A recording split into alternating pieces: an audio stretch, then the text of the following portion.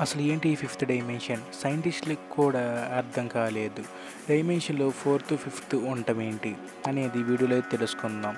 ఇంకా లేట్ చేయకుండా వీడియోలోకైతే వెళ్ళిపోదాం. ఇప్పుడు మనం ఉండేది థర్డ్ డైమెన్షన్. అంటే ప్రతిదానికి లెంత్, హైట్, బ్రెడ్త్ అనేవే ఉన్నాయి. అయితే మనకి fourth dimension and fifth dimension కూడా ఉన్నాయి అని సైంటిస్టులు అయితే చెప్తున్నారు. ఈ ఫోర్త్ అండ్ ఫిఫ్త్ డైమెన్షన్‌లో ఉన్న వాళ్ళు ఏం చేయగలరో తెలుసుకోవాలనుందా?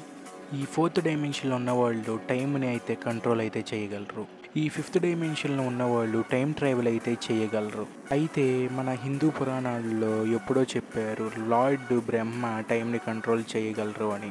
అంటే ఫోర్త్ డైమెన్షన్ అని అర్థం. లార్డ్ విష్ణు టైమ్ ట్రావెల్ అయితే చేయగలరు. అంటే ఫిఫ్త్ డైమెన్షన్ అని అయితే అర్థం. మనం సరిగ్గా అబ్జర్వ్ చేస్తే లార్డ్ విష్ణు ప్రతి యుగంలోనూ కనిపిస్తారు.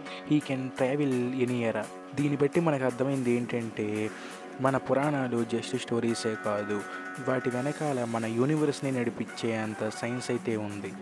జై శ్రీకృష్ణ.